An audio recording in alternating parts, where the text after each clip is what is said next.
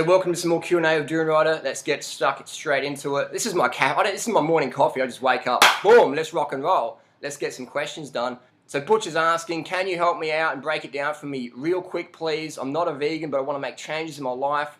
Interested in this raw fruit thing.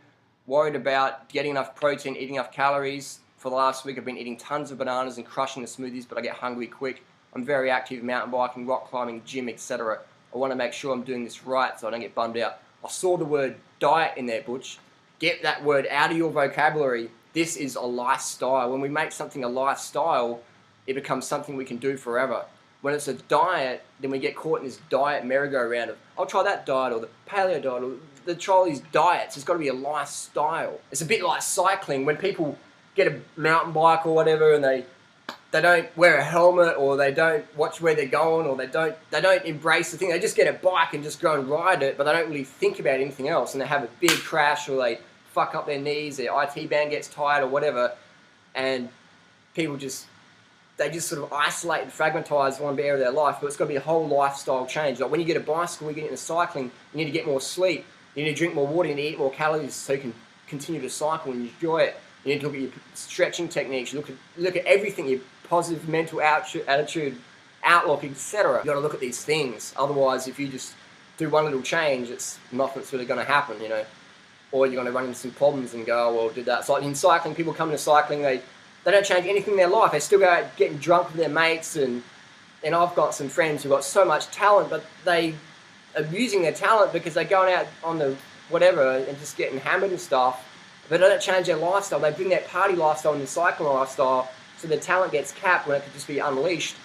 So with the change of diet, we have to have a change of lifestyle. So if you bring in all your negative thoughts or your wanker friends with you and go, oh, what are you eating bananas for? You eat too healthy, or that's too many carbohydrates. If you bring all those people into your new life with you, they just, you know, it's hard to fly like an eagle if you're hanging with turkeys. Sorry, turkeys. So you want to get rid of the turkeys in your life, hang out with eagles, fly like an eagle, get enough carbohydrate calories every single day, regardless of what your activity level is. When you try and limit your carbohydrate calories, that's just like running with your shoelaces undone. That's like riding with 20 psi on your tires. That's like riding with your handlebars turned around. That's like riding with one hand on the bars and one eye covered like that. And just eventually you're going to crash so hard that you're going to go, fuck, what happened?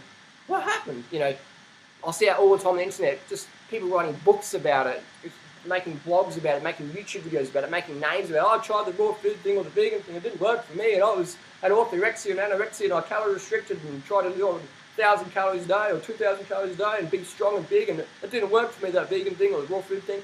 So get enough calories in, otherwise we fail epically. Protein's a non-issue. There's not even a medical word for protein deficiency. Look it up. There's kwashiorkor, there's marasmus, there's kwashiorkor, marasmus, but these all refer to caloric deficiencies. Like they'll say protein deficient, caloric deficiency. So hang on, like, what is it? It's like you're saying Japanese-Australian conglomeration. Well, it's like, is it Japanese or is it Australian? You know, like you've got to have a single thing. So there's no actual medical word for protein deficiency. Look it up. Go to the World Health Organization website, look it up. Protein deficiency. If there was such a thing as protein deficiency, you'd be 50 grams of protein isolate, and that'd be reversed. Just like when someone has a vitamin C issue, you give them, you know, 80 milligrams of vitamin C a day, the scurvy goes away. If someone has a protein deficiency, which is impossible, you give them 50 grams of protein a day, technically their protein deficiency should reverse, but there's not even a test for protein deficiency.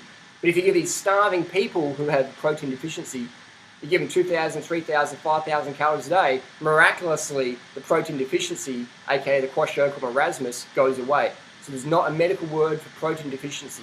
There's caloric deficiency. That's all there is. So if you get enough calories, get enough protein, all that's going to happen if you don't eat enough calories is your athletic performance is just going to go ooh, and crash. Look what happened to Lance Armstrong when he didn't eat enough calories. He almost lost the Tour de France. Same with Contador. Same with the Schlecks. If you don't get enough carbs, see you later. So eat as much as you want. Fruit's the best, but we don't live in a fruity world, unfortunately. I might be in Union Square, NYC. I'll have $500 in my pocket. I'm like, where's the fruit? I want it now. Best quality, A grade, tasty, ripe. Where is it? Oh, it's not there. Okay, here's some dates, here's some bottled juice. You know what I mean? I can have the most money in my pocket, whatever. Even Bill Gates can't afford this lifestyle. So you've got to be organised and have things ripening and ready, boxes, bananas, box of dates, mangoes, whatever, back up, move to places where you get enough food. It's like cycling. I don't live in places I can't train in because I love to cycle, I love to be exploring. I'm not going to stay in a place I can't ride my bike. Fuck that. So I'm going to stay in places where I can eat healthy. Even here yesterday I was in Thailand and I went to my pineapple lady. She wasn't there. Normally I get a 1,000-calorie box of pineapple already chopped up, put it in my Tupperware container, boom, slap it down, 1,000 calories, thanks for coming. Went there, she's not there. I'm like, whoa.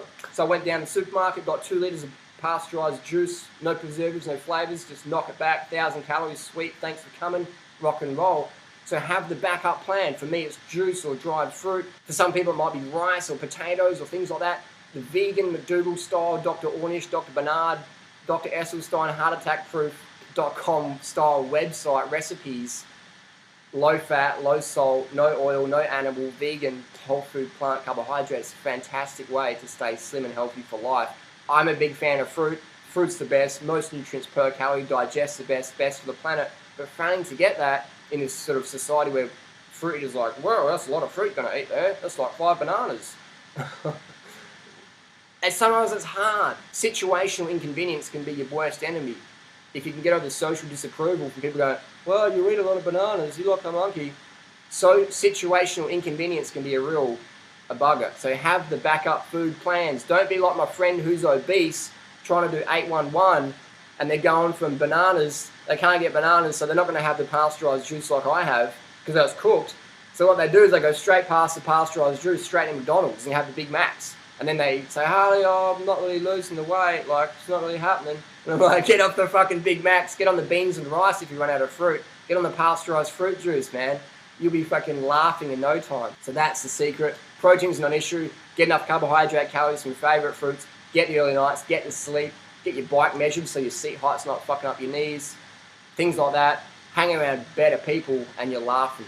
Live like a champ. And people might say, that's just extra work. If you want to be better as a human being, it's extra work. Simple as that. Look, that sounds like extra work. Peeling an extra few bananas, or that's like going to the shop and that's extra work. I can't do that. I'm too busy fighting my life away into the sofa watching Seinfeld reruns. And that's what some people say to me, extra. I'm like, cool, next person. There's always plenty of people out there who want it and are prepared to do whatever it takes. So get the calories in. Just calories, calories, calories. Don't be a hungry horse eating ducks. Next question, Harley, what's your main source of income? Oh, that's a good question. What's my main source of income? I'd say it'd be YouTube at the moment because I'm not one of the highest paid YouTubers in Australia. If you look at some of the YouTube stats out there, I'm like #1 in the raw food vegan world. Like even Dan the Man, I'm even getting almost double the hits Dan the Man's getting. Like I think Dan the Man last 30 days, 530,000 hits. I got over 1.2 million, I think it was, on just my single channel, Durianriders.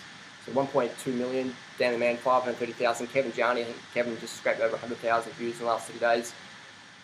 So YouTube definitely can be an income earner. I'd say so, yeah. If you look it up, a lot of people go, you can get money from YouTube. It's like, look it up. I do retreats, I do talks, I've got a book coming out soon, and do mentoring as well. But YouTube is my main passion because I can reach such a big audience. I mean, I can mentor someone, one single person, and put energy into that. And I put the same energy into doing a video where thousands of new people can watch it for free, and I'm still paying the fruit bills, all that. So that's fantastic. YouTube's incredible. So thanks to YouTube for helping me out with that one. Because it's incredible. It's incredible. If someone said to me this time last year, you'll be getting double the hits Dan the Man's getting, I'd be like, no way, man. No way, it's impossible. Or if they said, you know, you'll be getting 10 times the hit Kevin Jarney's getting, I'd say, no way, man. Kevin Jarney's the man. Yeah, he's getting heaps of hits. And now I'm just like, you know, double the size Dan the Man, 10 times bigger than Kevin Jarney, just from being consistent with the videos and being inspired by both of those guys who are just out there, consistent videos, sharing it, blah, blah, blah. That's how you get your name out there. Be consistent, be passionate, and don't worry about what the trolls say. Just bang out the videos consistently, and you get to expand your message, and then your passion can become your profession. So how cool is that? How cool is that?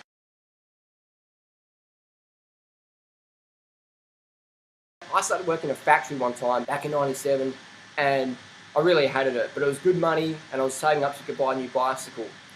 So I got my new bicycle, $2,000 Vani Corsa, quit that job in the factory because it was just hanging out with smokers and downers, and just, you know, people working in the factory, man, it's a pretty dead-end job. when you're not passionate about what you do. So I got a job as a bicycle messenger. Love that. Did that for many, many years. Built up a base fitness. Eventually got a job in a bicycle store and did that for many years. But eventually all my conversations with the customers were starting to head towards diet. And I worked as a personal trainer in between that in the gym for many years. But I've always been going around diet. And I'm like, man, I've got to work for myself because I'm stepping on too many toes here. So eventually I just got out of that. And then just before I was about to leave the bike shop, I got hit by a bus. And so then I couldn't work at all. I was living on welfare for many years, just struggling like 50% below the poverty line, and did that for many years, just not working, bad knees, things like that. And that actually gave me the time to study, personal study, stuff like that, and become who I am today. So getting hit by the bus was a bit of a blessing there. And now, making the money I'm making now, it's pretty cool. It's pretty cool. I encourage people, get out of doing what you hate and get into doing what you love every day. Because when all your work is play, you'll never work another day. I have to limit my time at work on the computer talking to people because I can give so much, I can end up not giving to myself. You've got to be careful when you're working in your passion because you're going to give so much of yourself. You need to get more calories in. There's no way I could be the biggest banana on YouTube in the raw food or the vegan world by under eating on calories. The more calories I eat, the more hits I get. It's just how it is. So I give more energy, I be more entertaining versus being boring, going, hey, my name's Durianrider, and today we're going to talk about hair scrunchies really raw. I don't know, but it's just like, come on, that's boring. We've got to have the calories in so we can pump it every fucking day. You can steamroll the troll comments, whatever. Just cruise on down to YouTube success. Laughing. The audience is on the net, the money's in the bank, it's a win-win-win. Loving it. So get the calories in, that's how I get my coin. Any more questions, post them down below, and let's bang out more Durianrider Q&A. Thanks for watching, see you later.